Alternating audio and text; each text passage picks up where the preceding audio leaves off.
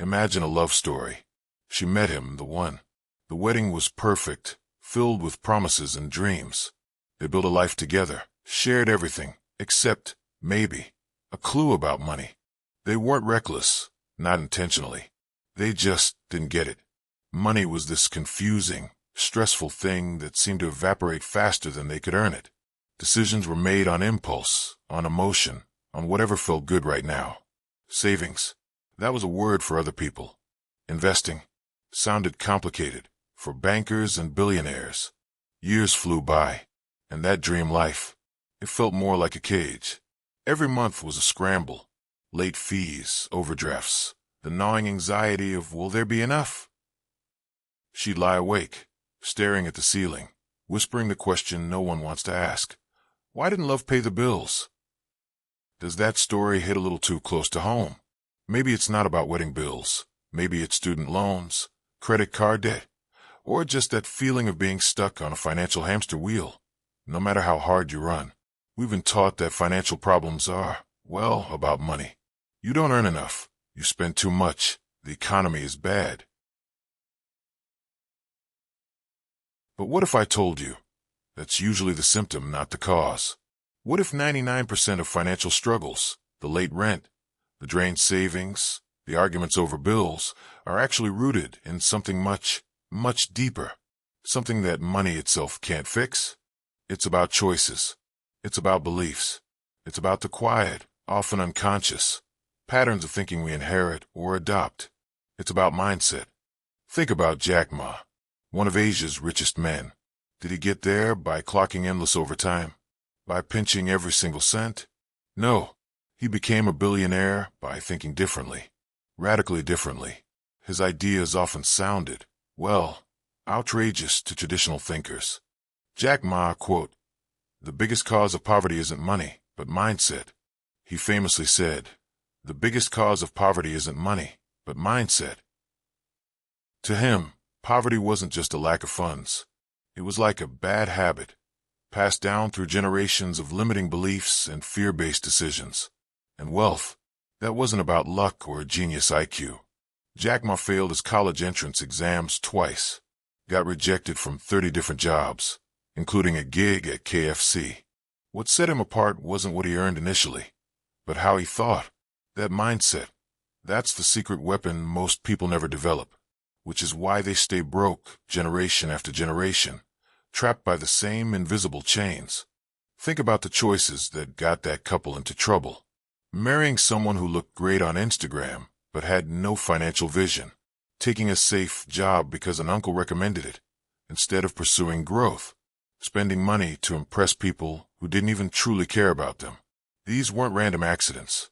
They were the direct results of unexamined choices. Choices made in fear, in ignorance, under pressure, or purely based on fleeting emotion. And those choices create the financial messes we later blame on bad luck or not having enough money. Most people don't have money problems. They have decision problems. Want to know the most expensive decisions you'll ever make in your life? It's not buying a car. It's not even buying a house. It's who you marry. It's who you listen to for advice. It's who you try to impress with your spending. These decisions, they determine the trajectory of your financial life more than your salary ever will. They decide whether you'll build lasting wealth or spend your life fighting for financial scraps every month.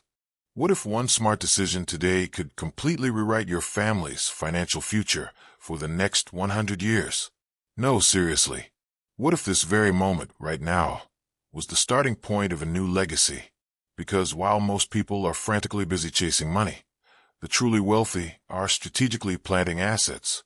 They're not buying things to impress others. They're buying freedom. They're not focused on today's paycheck. They're building family names and fortunes that echo through generations. But here's the crucial twist most people miss. You see, 70% of wealthy families lose their fortune by the second generation. By the third, poof, gone. Why? Because they didn't just pass down money. They passed down stuff. They passed down expectations. But they often failed to pass down the wisdom, the mindset, the decisions that created the wealth in the first place. Money without structure, without understanding, dies fast. So, before we go any further, I want you to ask yourself one question, a really honest one. What am I building right now that will still exist, still create value, still be a source of strength long after I'm gone? If the honest answer feels a little bit like nothing, then maybe, just maybe, this video is the wake-up call your future self will desperately thank you for. Are you interested in charting a different path? In learning the silent strategies of building real wealth? If so, pause for a second, go down to the comments and boldly declare, I will be the first trillionaire in my family. Or simply, I'm ready to build. Let me know you're with me on this journey. Once I see your comment, I'll give it a heart. And while you're down there, if you value this kind of content, hitting the like button and subscribing takes less than a second and helps this channel reach more people who need to hear this message. We have plenty more inspiring, practical wisdom coming your way, packed with tips to help you live a more successful and fulfilling life, built on solid ground. Okay, assuming you've made that commitment, both to me and to yourself, let's dive into the blueprints, the types of assets that Jack Ma and countless others like him swear by, the foundations of quiet, lasting wealth. Let's begin. Blueprint 1, real estate. Income and appreciation. Blueprint number 1, real estate. Have you ever noticed how the truly wealthy aren't just flaunting luxury cars and private jets? They're often the biggest landowners. Jack Ma, despite his tech empire, has always understood the fundamental power of tangible assets. And when he talks about building things that last, real estate is high on that list. But he's not talking about a massive mansion just to show off. He's talking about rental property. Quiet, boring, money-making rental property. The kind that doesn't shout, but steadily performs. Jack Ma often said, don't work for money, let money work for you. And what better employee than a building you own but don't live in? That's the core principle. Wealthy people don't just buy property. They buy a system that pays them every single month. Whether they're sleeping, traveling, or stuck in traffic, that rent check keeps coming in, rain or shine. It's like planting a shade tree in your 20s and relaxing under its abundant branches in your 60s, while it provides for you and your family. Let me paint you a picture. Meet Mina. She's in her late 20s, working hard at a demanding job. She makes sacrifices, skips the expensive vacations her friends brag about, packs her lunch instead of eating out, and she saves, painstakingly. She takes that saved money and buys a modest 2-bedroom house. Maybe it's not in the trendiest neighborhood. Maybe it needs a little work. Her friends think she's crazy. Live a little, they say. Travel. Enjoy your youth. But Amina has a plan. She rents out the 2nd bedroom. The rent she collects doesn't just help. It covers the entire mortgage payment.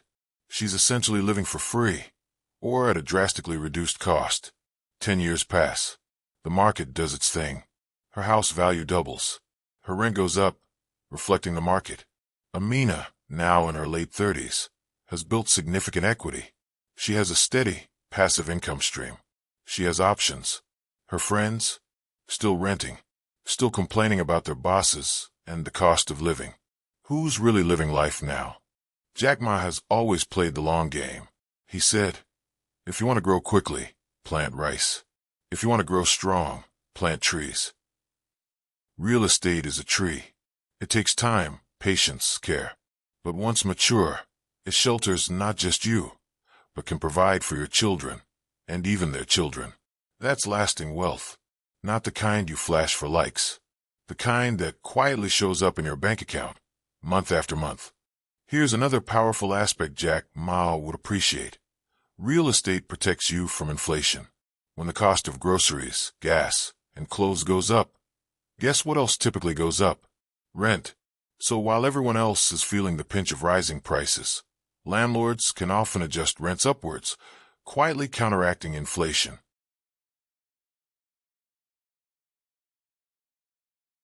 And let's not forget the tax advantages. Property taxes, often deductible. Mortgage interest, deductible. Repair costs, often deductible.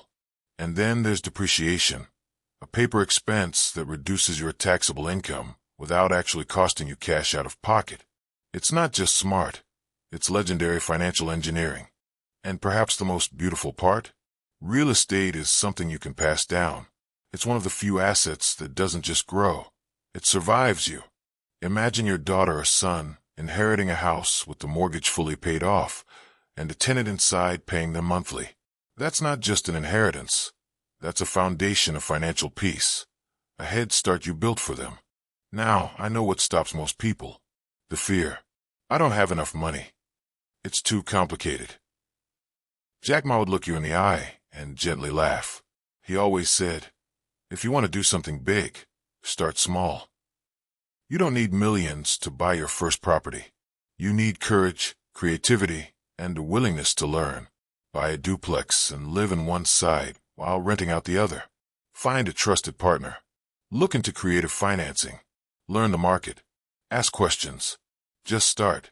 Because if you wait until you feel rich enough to invest in assets, you'll likely never get there. We all crave freedom. The freedom from living paycheck to paycheck. The freedom to choose how you spend your time.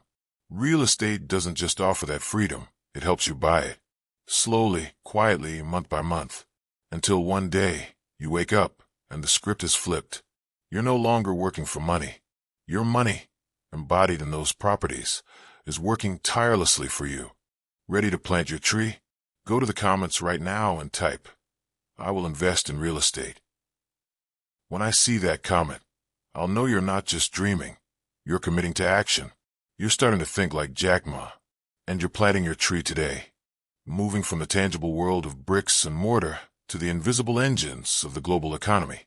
The wealthy also understand the power of owning small pieces of the world's greatest companies, without the headache of picking winners and losers.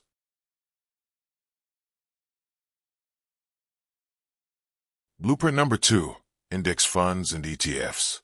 These are perhaps the most elegant expression of letting money work for you, for the average person. Think of them as buying tiny pieces of hundreds or even thousands of successful companies simultaneously. Apple, Amazon, Google, Tesla, the giants you know, and thousands more you've never heard of. Instead of trying to pick the one golden egg that will make you rich, you quietly, boringly, buy a small slice of the entire farm. Why is this powerful? Because you're not betting on any single company. If one company struggles, the other 499 in your S&P 500 index fund pick up the slack. You move with the market. You become the market. Remember Amina from our real estate example? Let's say alongside her property journey, she also decided to automate her savings. Just $100 a month, directly from her paycheck, into a broad stock market index fund. No drama. No trying to time the market. No checking stock prices hourly. Just showing up, month after month, quietly, consistently. 10 years later, she checks that separate account and finds tens of thousands of dollars that grew while she was living her life, working, sleeping, or yes, even messing up sometimes. That's the power of consistent investing in diversified assets. Even the legendary investor Warren Buffett, who makes his fortune picking individual stocks, has instructed his own family to stick with low-cost S&P 500 index funds after he's gone. Why? Because for most people, boring builds wealth. Trying to beat the market is a full-time job for geniuses. Becoming the market is something anyone with discipline can do. Jack Ma once said, never put all your hopes in working hard. You need to work smart too. This is working smart. Your money, harnessing the collective power of the global economy, growing quietly while you focus on building your skills, your relationships, and your primary income.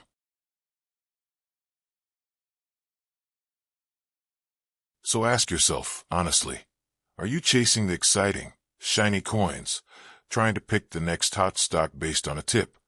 Or are you building quiet, diversified wealth that grows steadily over time, allowing you to sleep soundly at night? Now imagine an asset that not only grows in value, but also pays you a regular income, simply for owning it. Like having your money send you little paychecks.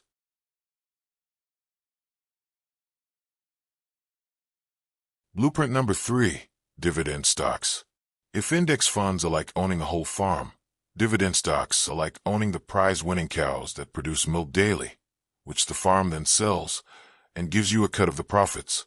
You invest in stable, profitable companies. Think household names you use every day, like Coca-Cola, Johnson & Johnson, or reliable banks.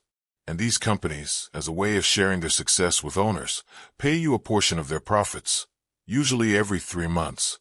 That's income you didn't clock in for. You didn't make a sale. You didn't deliver service. You just owned a piece of the company.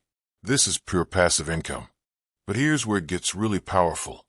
You can choose to automatically reinvest those dividends back into buying more shares of the same stock. Your little stream of income isn't spent. It's used to buy more little income streams. Slowly, your trickle becomes a stream, then a river, then a waterfall. This is how regular people, teachers, mechanics, stay-at-home parents, build significant wealth and income over time, not through get-rich-quick schemes, but brick by brick, dividend by dividend.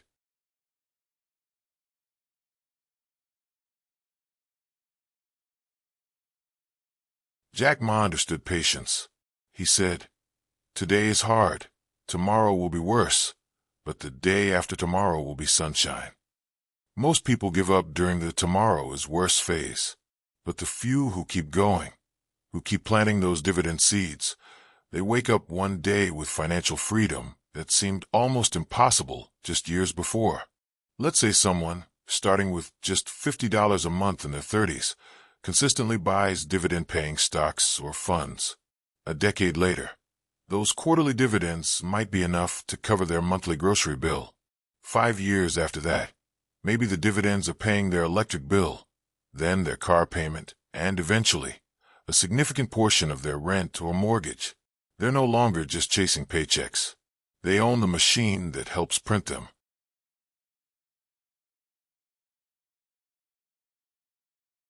So ask yourself, are you living paycheck to paycheck, waiting for the next deposit? Or are you building a system, share by share, that pays you automatically, giving you back control of your time and energy? While stocks are accessible, the truly wealthy often play a deeper game, investing in businesses before they're listed on any public exchange. Blueprint 4. Private equity and business ownership. Owning the engine. Blueprint number 4. Private equity and direct business ownership.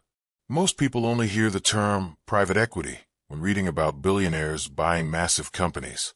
But the principle is accessible on a smaller scale. It's about owning pieces of businesses before they're famous, or even instead of them being public. This could mean investing in a startup, buying a stake in a profitable local business, or even purchasing and running your own small company. It's like planting a fruit tree. You invest early, you water it, you wait patiently, and one day it provides an ongoing harvest of profits. Jack Ma knows this game intimately. He didn't just build Alibaba from scratch. He was also an early investor and backer of other ventures. The rich don't just chase growth, they buy the engines of growth. They acquire businesses, cultivate them quietly, wait patiently, and collect significant returns, either through ongoing profits or eventually selling the business for a much higher price. And you don't always need to start from scratch. You can buy existing, profitable businesses.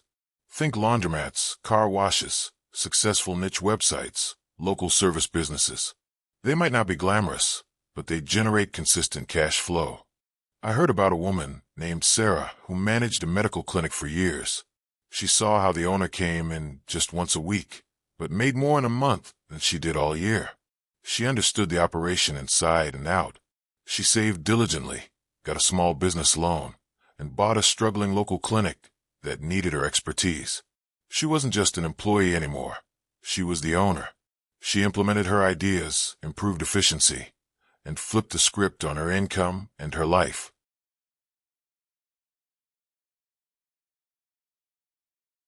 So here's the question. Do you want to keep working for businesses your whole life, helping someone else build their asset? Or do you want to start owning the engine, directing the profits back to yourself and your family?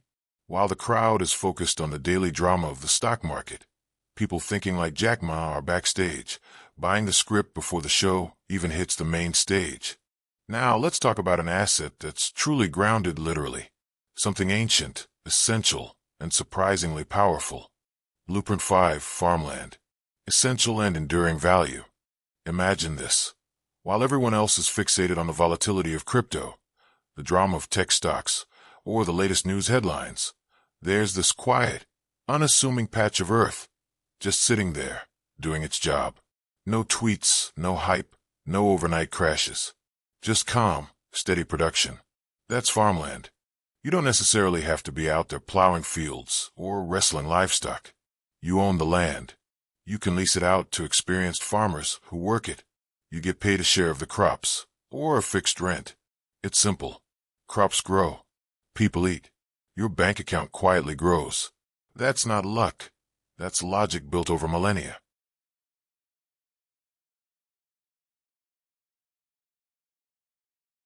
Jack Ma would see the wisdom here. He said, "Don't follow the crowd. Let them fight over the noise. Find the signal." Farmland is the signal. It's not sexy. It doesn't trend on social media, but it quietly builds wealth while the world scrolls past, distracted by the noise. Think about it. When was the last time someone didn't need food? You can live without a new app. You can't live without your next meal. As the global population grows, the demand for food increases, while the amount of productive land is finite, even shrinking due to development. This fundamental supply and demand equation makes farmland an incredibly resilient asset. And guess who understands this? The world's billionaires. They're not announcing it on TikTok, but they are quietly buying up vast tracts of farmland. While everyone else is chasing digital illusions or volatile trends, farmland doesn't care about hype. It just produces rain or shine, economic boom or bust, war or peace.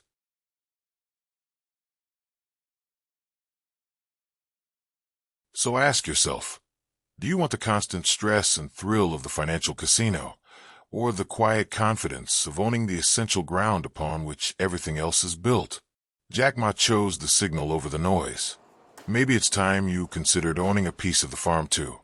Stepping away from productive land, there are assets valued not for what they produce, but for what they are.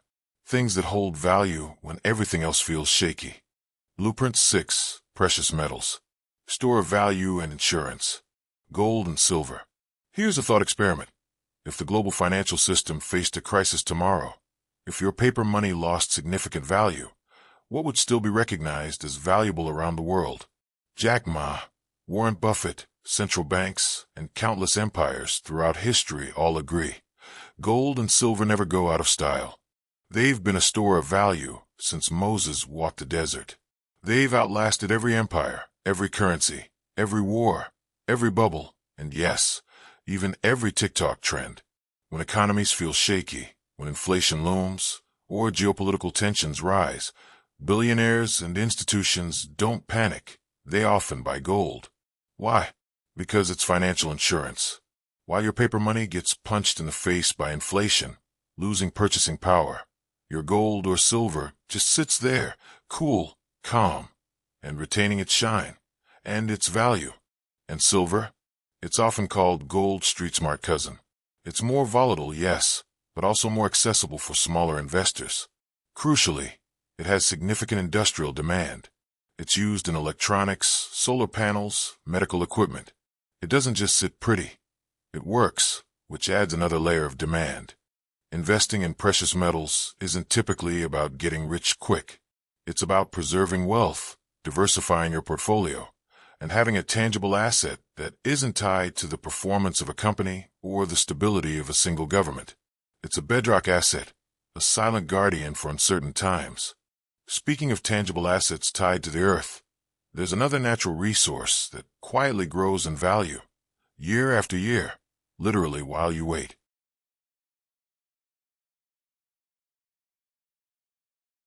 What asset grows without you lifting a finger, becomes more valuable simply with age, and is a fundamental resource the world always needs?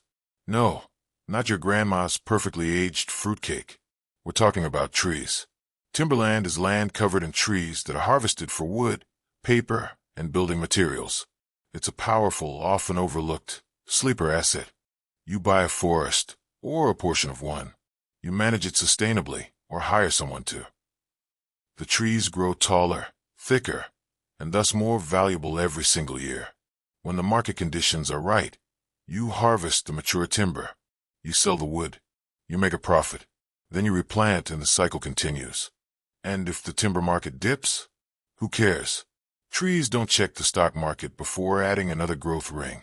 You simply wait. You harvest when prices are favorable. It's patient wealth, predictable wealth. Add in the value of the land itself, which may also appreciate, and potential income from natural resources like water or even future wind/solar development, and you're sitting on an asset that can truly grow across generations. Jack Ma might call this silent power. It's an investment that doesn't roar for attention, but quietly, inexorably, grows stronger. Now for something completely different. While some assets are valuable for their utility or production, others gain value through scarcity, history, and cultural significance.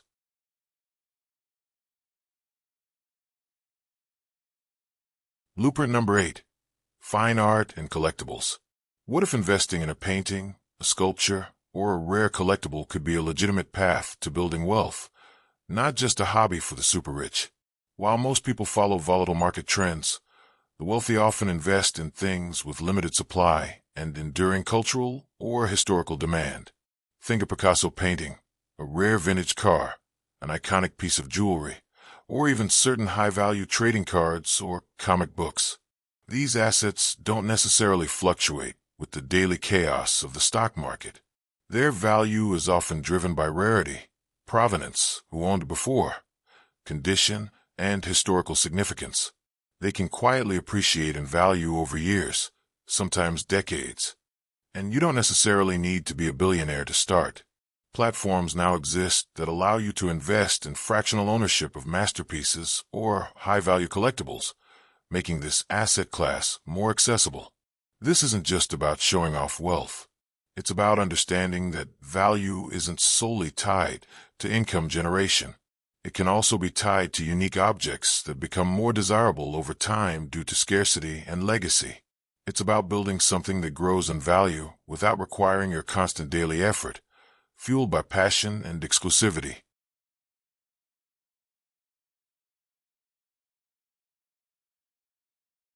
Are you buying things that drain your wallet and lose value the moment you acquire them? Or are you looking at assets, even unconventional ones, that have the potential to feed your financial future? Moving back to the realm of ideas and creativity, the most powerful assets aren't always physical. Some of the greatest fortunes are built on things you can't touch, but that impact millions.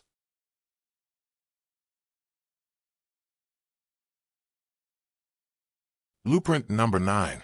The power of intellectual property. Imagine creating something brilliant just once, a catchy song, a groundbreaking invention, a beloved book, a unique software code, and getting paid for it, year after year, decade after decade. That's the magic of intellectual property. It's the engine behind some of the world's biggest fortunes, and the ultra-wealthy understand its power deeply. They know that true wealth isn't just about creating something. It's about owning the rights to what you create, ensuring it continues to generate income long after the initial work is done. Think about Michael Jackson's music catalog, which still generates millions annually long after his passing. Or J.K. Rowling's Harry Potter universe, publishing, film, and merchandise empire that continues to grow. Or inventors who hold patents, earning royalties every time their idea is used by a company, without lifting a finger. It's not just about the product itself. It's the legal rights and ownership that turn a creation into a lasting asset. Jack Ma wisely said, "Your idea is not valuable unless you protect it." When you protect your intellectual property, through copyrights, trademarks, patents, or simply contractual ownership, you turn your brain, your creativity, your unique perspective into a factory that works for you, constantly generating income.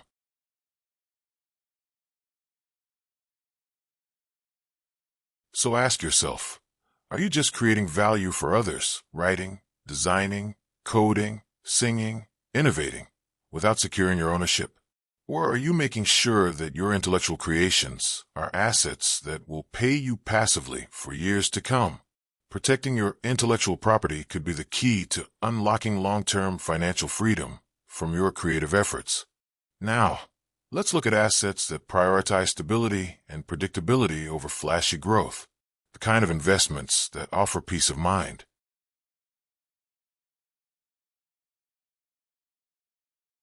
Blueprint number 10. High-yield bonds and treasury securities. The wealthy don't just chase aggressive growth. They also prioritize capital preservation and steady income. While many are focused on the daily roller coaster of the stock market, the rich often allocate a significant portion of their wealth into stable, reliable assets like government bonds, treasury securities, and corporate bonds. These aren't fancy.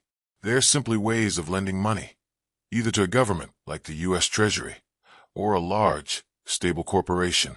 In return, they pay you regular interest payments over a set period and return your principal when the bond matures. It's a steady, often lower-risk way to earn money compared to stocks, less susceptible to market volatility. Think about giant institutions like banks, insurance companies, and pension funds. Where do they put billions when they need safety and predictable income? Often into these types of bonds.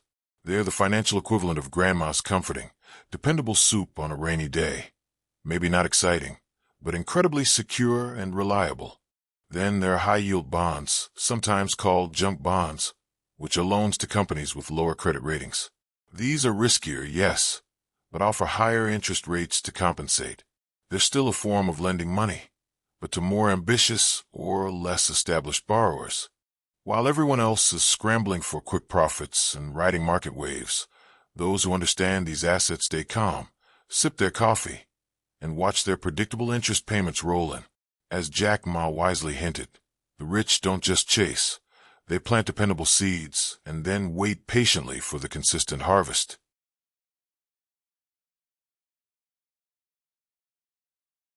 Are you constantly chasing the next big thing based on buzz? Or are you building a diversified portfolio that includes dependable assets designed to earn for you steadily over time, regardless of market headlines? Now, let's revisit the idea of luxury. What if those seemingly extravagant purchases weren't just about showing off, but were strategic investments in assets that appreciate?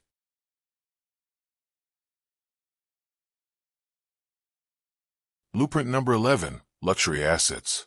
At first glance, buying a rare watch, a vintage car, or expensive jewelry seems like the epitome of spending money, not making it. But here's the fascinating twist. The wealthy often make money on things that look like they're just having fun or showing off. Let's say you buy a highly sought-after model of a Rolex watch. 10 years go by. Most people might just see an expensive timepiece. But if you chose wisely, cared for it, and kept a box and papers, that same watch might now be worth double, sometimes triple, what you paid for it. Because luxury, at its highest tier, isn't just a label. It can be a meticulously chosen, appreciating asset. Think of a rare classic car. You enjoy it. You maintain it immaculately. You limit its mileage. One day, a collector offers you significantly more than you paid. Who's laughing now? Fine jewelry, certain designer handbags, rare sports memorabilia. These items, characterized by scarcity, brand prestige, and demand, can hold and increase their value, sometimes even performing well during economic downturns when more traditional assets falter. The key is that the rich don't just consume luxury. They invest in it strategically. They understand which specific items are rare, which brands hold value over time, and which pieces are likely to become more collectible. They buy exclusivity, provenance, and history, knowing that when demand is high and supply is fixed, the price will go sky high.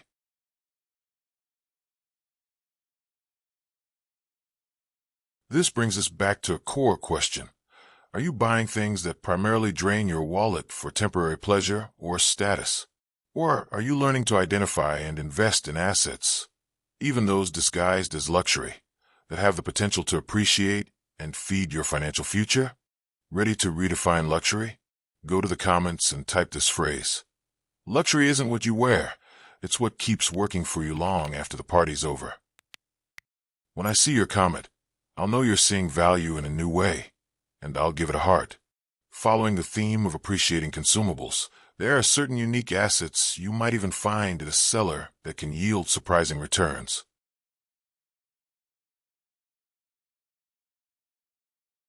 Blueprint number 12. Fine wine and rare whiskey. Imagine buying a bottle of a rare vintage wine or a limited edition whiskey released today for a few $100s. You don't drink it. You store it properly. A few years or a decade later, a collector offers you thousands for that same bottle. It's sat there, quietly aging, doing all the work, and appreciated like a fine asset. To most people, wine and whiskey are for enjoyment. To a growing number of savvy investors, they're appreciating assets. The secret: scarcity plus time. When a distillery releases a rare batch, or a vineyard produces an exceptional vintage in limited quantity, that's often it. As collectors and connoisseurs acquire and consume these limited supplies, the remaining unopened bottles become rarer, and their value can skyrocket, especially if the quality is exceptional. It's the same underlying principle behind collectibles: exclusivity and increasing demand on a fixed or shrinking supply. Yes, there's a learning curve to understanding which wines or whiskeys are likely to appreciate, and proper storage is crucial. But investment funds dedicated to rare spirits are also emerging, making this asset class more accessible. Jack Ma believed in investments that grow passively, requiring minimal ongoing effort from the owner. What could be more passive than letting a sealed bottle sit in a dark, temperature-controlled cellar, doing all the work of appreciating in value? So next time you see someone with a truly exceptional bottle, you might wonder, are they a drinker or a silent investor in liquid gold? From liquid assets to paper assets, but not the kind you print, the kind you read.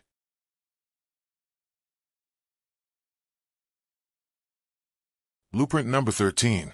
Rare books and manuscripts. What if a dusty, old book isn't just something you donate to Goodwill, but a hidden fortune waiting to be discovered? A first edition of a beloved novel, signed by the author, could be worth thousands. An ancient manuscript, a historical document, a book once owned by a famous figure with their personal notes inside.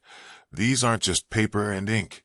They are pieces of history, culture, and human genius. The value isn't just about age. It's about scarcity, condition, historical significance, and provenance. A book doesn't need to be ancient to be valuable. A first printing of a modern classic, especially signed, can command high prices. The rich understand that not all wealth screams for attention. Sometimes, it sits quietly on a bookshelf, accumulating value while the world is distracted by the ephemeral. It's a subtle, intellectual form of investing in history and legacy.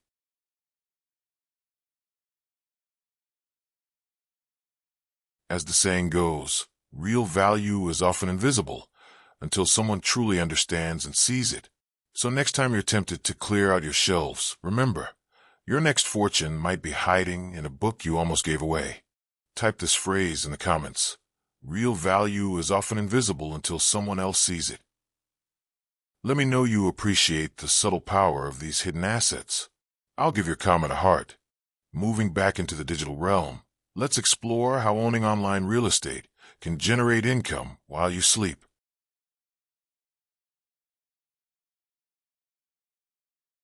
Blueprint number 14. Cash flowing websites. Owning a successful website is like owning a profitable storefront on the busiest digital street in the world. But unlike a physical shop, you don't necessarily need to unlock the doors every morning. A well-built blog, a niche e-commerce site, a useful online tool, or a popular content site can generate income 24/7, often with minimal ongoing effort once established. Income can come from advertising revenue, affiliate marketing, promoting other people's products, selling your own digital or physical products, or providing subscription content. Every click, every visit, every sale happening on that site is a potential dollar earned, whether you're awake or asleep. Some people build websites from scratch, creating valuable content or services. Others buy existing, underperforming websites and improve them, essentially flipping them like virtual houses for a profit, or keeping them for the recurring income. The startup costs can be relatively low compared to physical businesses or real estate, but the potential for global reach is massive. Your audience isn't limited to your neighborhood. It's anyone with an internet connection. Jack Ma didn't just see the internet as a tool. He saw it as a vast, interconnected universe of opportunity. And in that universe, owning a valuable piece of digital real estate means your money truly never sleeps. So ask yourself, are you spending your online time passively scrolling through endless feeds? Or are you actively building or acquiring digital assets that others will scroll to, creating value and generating income for you? Finally, let's talk about owning attention. In today's world, attention is a valuable currency, and those who can capture and hold it can build empires.